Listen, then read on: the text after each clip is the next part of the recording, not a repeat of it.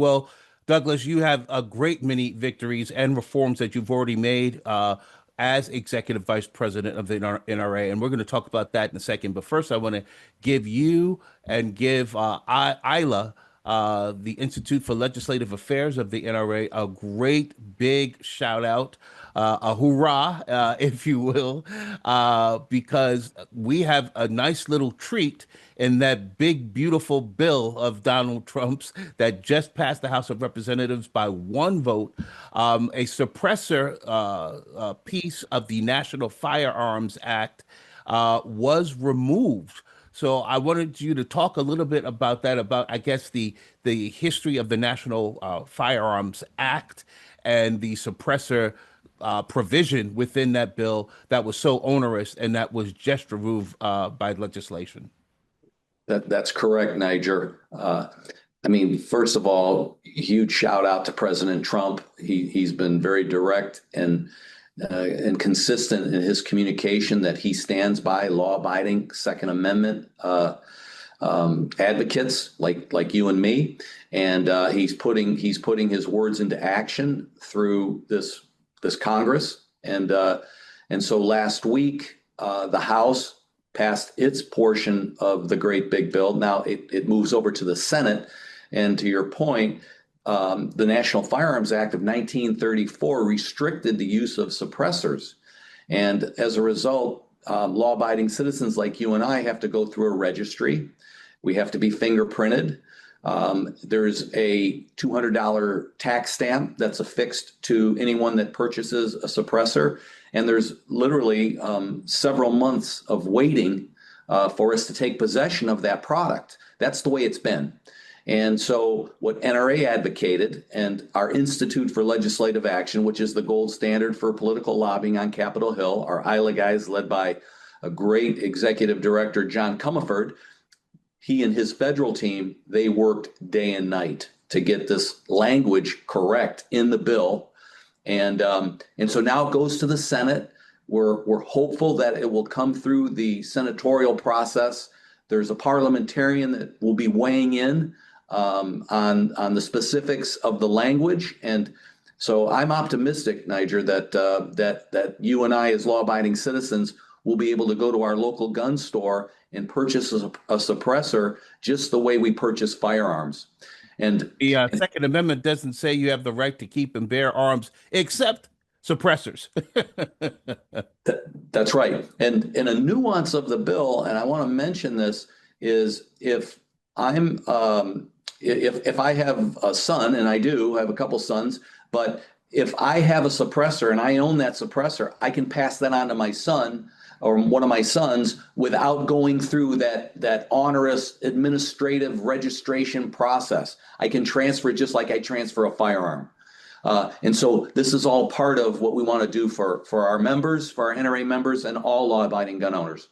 Absolutely. Well, let's talk again about some of the reforms that you have made since becoming executive vice president.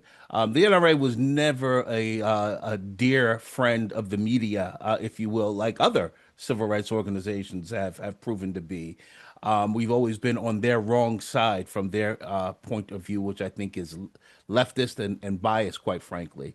But in the last 10 to 15 years, we've come under more attack than we ever had been, not just by the establishment legacy media, but by the federal government, by the New York State Attorney General, Letitia James, who's gone on a jihad against the National Rifle Association. Obviously, like any big organization, there are no perfect individuals, there are no perfect organizations, and there were some changes that needed to be made. I think that's was part of the big drive to get you elected executive vice president to help implement and make those reforms. Let's talk a little bit about some of the reforms you're most proud of that you have either already implemented or are in route of implementing for the National Rifle Association. I'll just say it up front. I'm really optimistic for the future. NRA is getting back to our grassroots foundational programs and services, our outreach, and we're hiring right now. And this is happening for the first time in 6 years. COVID had a lot to do with some of the reduction in staff because people couldn't congregate. So, for example, our clubs and associations, those folks couldn't meet. And so we saw a steep decline in the numbers of active clubs. And so we're hiring people against community outreach so that they can recruit these clubs back. We're also hiring people against competitive shooting because when you think back to 1871, one of the foundational goals and objectives was marksmanship and to be able to adequately put rounds on target and do it safely. Let me interrupt you because I really want to emphasize this. You know, a lot of folks like the stereotype of the NRA being an organization that was started by folk with a shotgun and a Confederate flag on the back of their pickup trucks. Just the reverse. The NRA was actually started, as you said, in 1871 by a group of Union generals and veterans of the Civil War that knew that Northerners were very much undermined by their inability to shoot straight and to maximize marksmanship in the same way that our Southern brothers and sisters were able to. And that was the principal reason that the National Rifle Association was started. I'm so glad you brought that up, Niger. I mean, you and your late great father Roy understood that and promoted that. And when you and I'll we just coming we're coming off Memorial Weekend, and I had a good friend, Marine comrade, a colonel, George Aucoin, was at Belleau Wood in France, Hmm. and the where I'm going with this is it's one of the great of many Marine battles, but it's one of the top three when you look at Marine history, and this is historians saying it, not me saying it. But the Battle for Belleau Wood is where two regiments of Marines went in and stopped the German assault and their push toward Paris. They were going for the knockout punch back in June of 1918, and Wow. Marine marksmanship was credited with turning the tide in that battle. And much of that marksmanship improvement came from changes that came from the National Rifle Association, assisting the training of our armed services and our armed service members. So, That's so amazing.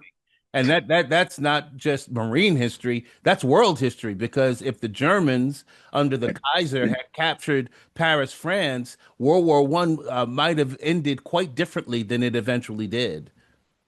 that's exactly right. That's exactly right. I'm going to, take a little. NRA is going to take a little bit of credit for changing the course of history there.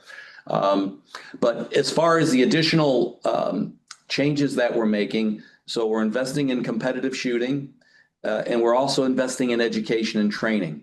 And so NRA's got over 100,000 what we call NRA certified instructors across the United States. And if you're one of these first-time gun buyers that's come into the market over the last 5-6 years, and you need to understand how to safely use and store that and maintain that firearm, you can go to NRA.org. You can type in your zip code, and you can find an NRA certified instructor in your area so that you can get trained up properly. So these are the things we're doing to get back to the basics of what made NRA NRA.